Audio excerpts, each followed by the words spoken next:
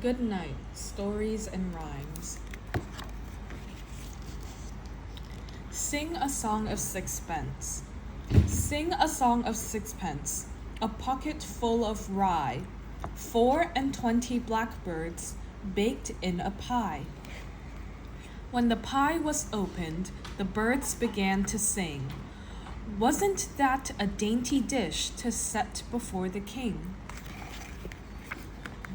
The king was in his counting house, counting out his money. The queen was in the parlor, eating bread and honey. The maid was in the garden, hanging out the clothes, when down came a blackbird and pecked off her nose. Two little dicky birds. Two little dicky birds sitting on a wall. One named Peter, one named Paul. Fly away, Peter, fly away, Paul. Come back, Peter, come back, Paul. To market, to market. To market, to market. To buy a fat pig. Home again, jickety jig. To market, to buy a fat hog. Home again, jiggity jog. Polly put the kettle on. Polly put the kettle on. Polly put the kettle on. Polly put the kettle on. We'll all have tea. Suki, take it off again. Suki, take it off again. Suki, take it off again. They've all gone away. Tinker Tailor. Tinker Tailor, soldier, sailor, rich man, poor man, beggar man, thief. Pat a cake. Pat a cake, baker's man. Bake me a cake as fast as you can. Pat it and prick it and mark it with B, and put it in the oven for baby and me. The witch's cat. What's your idea of a witch's cat? A cat like me, perhaps. Black with sharp pointed ears, big eyes, and a long tail. And the witch? Well, you probably wouldn't expect her to be forgetful and stupid, getting into all sorts of muddles and screaming "Willow" at the sight of a mouse, would you? But then you probably didn't know my mistress, Wumpet the witch. I heard her say once that she got her name from a spell which had gone wrong, and with Wumpet around, that's nothing unusual. Wee willow wickety, wicky wan wackety, Wumpet has never ever quite managed to remember the right words for a spell yet. Or is it Winnie Whack Willybee? No wonder her magic gets all mixed up.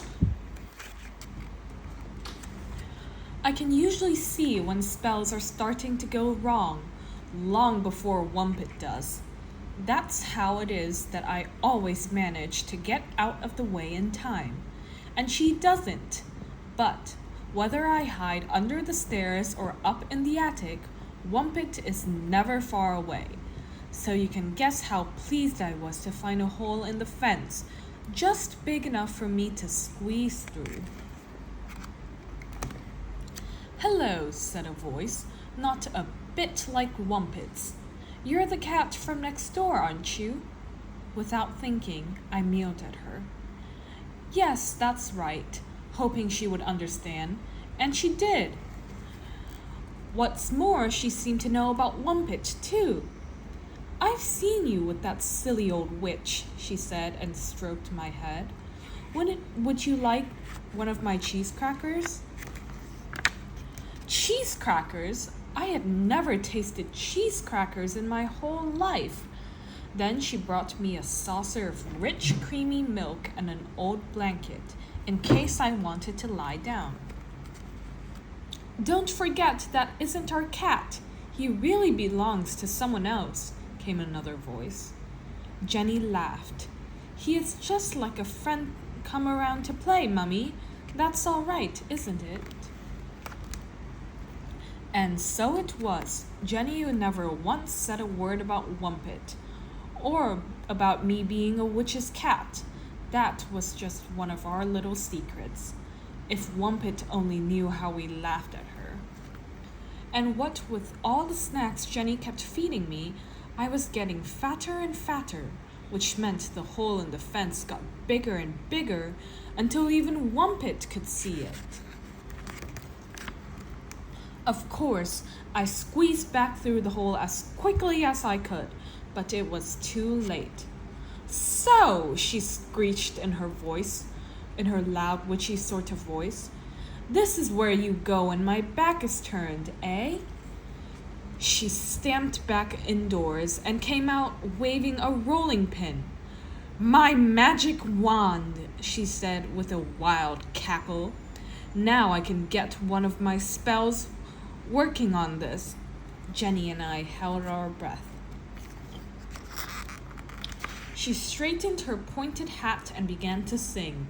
Minnie Mon Mooney, cold ginger beer, great big hole, please disappear.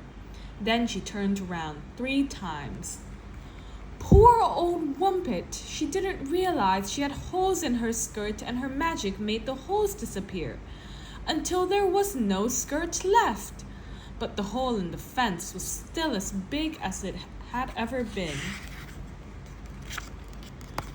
Next day, we watched Wumpet dragging out her cauldron. Magic potion, she kept puffing to herself. That's what I need. She gave a snort in our direction, but we pretended not to notice. Dandelion and daisy root, lollipop sticks and football boot, hair of maggot, slice of rain, put my fence to rights again. It seemed that this time, Wumpet had actually got the words right for once. And can you guess what happened next? Nothing at all. All day long and half the night, Wumpet kept on with that spell, getting angrier and angrier. The words became more muddled each time. Wonder what she's going to do next, said Jenny. She was trying hard not to laugh out loud, but it wasn't easy. Not when we could see Wumpet getting tangled up in armfuls of long twigs and more spell books. Wumpet took a long twig and drew a circle in the soil. Circle and square, drawn here today, please make the hole in the fence go away. Drat, she shouted. Drat, drat. Is that part of the spell? Jenny and I giggled helplessly. Drat, Wumpet screamed again. I forgot to dip the stick in the juice of a red jelly bean. I'll have to go and fetch one. By now, Jenny was laughing so much that her daddy came out to see what was happening. It's the cat from next door, said Jenny hastily. He looks so funny, squeezing through the fence. Yes, Mummy did mention it. I'll fetch my tools, Jenny, then we can patch it up with a bit of wood. Don't suppose the old lady next door has noticed it, he remarked as he sawed and hammered. When Wumpet came out again and saw that the fence had been mended, she gave a whoop of delight. My magic worked after all, she cackled. One of my best spells. Kippers for tea tonight, Willow. Now, when I wanted to see Jenny, I must climb up over the fence. But of course, Wumpet doesn't know anything about that. She is too busy working on some more of her wonderful magic spells. Clap hands. Clap hands, till Daddy comes home. He will bring goodies for baby alone. Diddle diddle dumpling. Diddle diddle dumpling, my son John, went to bed with his trousers on. one shoe off and one shoe on, diddle diddle dumpling, my son John. 3 blind mice. 3 blind mice, 3 blind mice. See how they run, see how they run. They all ran after the farmer's wife, who cut off their tails with the carving knife. Did you ever see such a thing in your life? 3 blind mice. Jack and Jill. Jack and Jill went up the hill to fetch a pail of water. Jack fell down and broke his crown, and Jill came tumbling after. The Man in the Moon. The man in the moon came down too soon and asked the way to Norwich. He went by the south and burnt his mouth by eating cold plum porridge. 1, 2, buckle my shoe. 1, 2, buckle my shoe. 3, 4, knock at the door.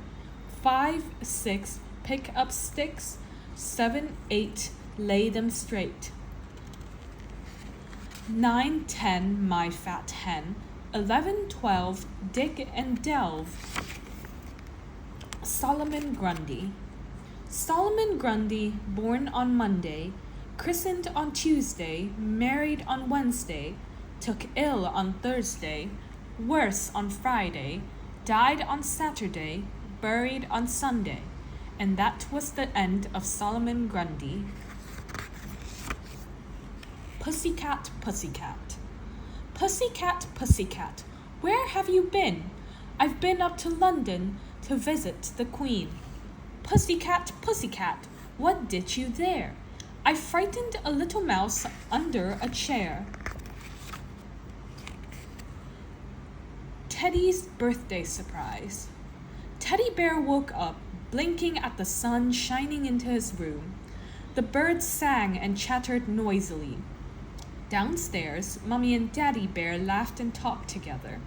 But why did it feel such a special sort of day? My birthday, he remembered, jumping out of bed. He hoped he would have lots of birthday cards, and Mummy and Daddy always let him open his presents at breakfast time. Happy birthday, Teddy, called Mummy Bear. Many happy returns, smiled Daddy. Teddy said nothing. There was one card beside his plate, but no presents, not even from Uncle Sailor Bill, and he never forgot birthdays. Cheer up, smiled Daddy Bear. You might have a special birthday surprise later on. A birthday party? Cried Teddy. Like last year? He had loved blowing up lots of balloons and hanging them all around the room, but Mummy shook her head. No, Teddy, she said, not a birthday party. Maybe Mummy and Daddy haven't enough money to spend on parties and birthdays, thought Teddy. He opened the card and up popped a little bear, smiling and waving at him. That's your birthday surprise, laughed Daddy. Teddy Bear did like the card. He took it out to the garden, opening and closing it again and again. Suddenly, he saw his friend Barry Bear. Hello, Barry, he cried. It's my birthday today, and Can't stop, Teddy, Barry called back. See you later. Teddy couldn't help being surprised. Where could Barry be going in such a hurry that he didn't have time to stop and talk? He had never done such a thing before. Teddy was about to go back indoors when he saw Teacher Bear carrying a basket and 2 shopping bags. They looked very heavy. Do you need any help, Teacher Bear? He asked. No thank you, Teddy, she said quickly. I think I can manage. And off she went down the road just as fast as she could. Teddy Bear was very surprised all over again. Next minute, the sparrows and robins flew down and began pecking at some sausage roll crumbs on the ground. Teddy knew that they must have fallen from Teacher Bear's basket. I wonder where Teacher Bear was taking those sausage rolls, thought Teddy.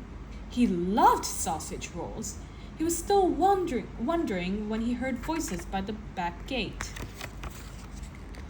It was Honey Bear and Tiny Bear. "Hurry up, you two," said Honey's mummy, "or we won't get it all finished in time." "Get what finished in time?" Teddy wanted to know. But they just went past. Honey Bear's mummy was pushing her shopping trolley with a big box on top. By now, Teddy was sure something was going on, something he didn't know about. Then he heard voices whispering his name. "Is that you, Billy Bear?" he called out. And sure enough, the cheeky face of Billy Bear peeped out from behind a big tree. "Oh, hello, Teddy," he said. "We were all just going somewhere, weren't we, Bella?" Bella was Billy's little sister. "What have you got behind your back?" asked Teddy. "Me?" said Billy. "Nothing." And he and Bella ran off just as fast as they could go. "Hey!" shouted Teddy Bear, loud enough for Mummy and Daddy to hear. "Come back!" "What's wrong?" asked Mummy. "I just don't know," sighed Teddy, and he told them all that had happened. "Billy and Bella wouldn't even say where they were going," he finished. "Why don't we go the same way?" Daddy Bear suggested. "We might find out then." So they went along the path. Suddenly, Teddy saw something through the trees. It was a bunch of balloons bobbing in the breeze with streamers and paper lanterns. Then came the sound of a guitar and voices began to sing "Happy Birthday to You." "Happy birthday, dear Teddy. Happy birthday to you." Teddy was so surprised he couldn't speak. All his friends were there, even Uncle Sailor Bill. "Mummy had your birthday cake when you saw us," laughed Honey. "Teacher Bear made the sausage rolls and Tiny and I brought the balloons." "And look at all your presents," smiled Barry Bear. "It's a birthday picnic with games to follow," said Mummy. "We will all have such fun." "What do you think, Teddy?" "Well," said Teddy, "I've already had lots of surprises today, but this is the best birthday surprise of all." And so it was. I had a little nut tree. I had a little nut tree. Nothing would it bear but a silver nutmeg and a golden pear. The King of Spain's daughter came to visit me, and all for the sake of my little nut tree.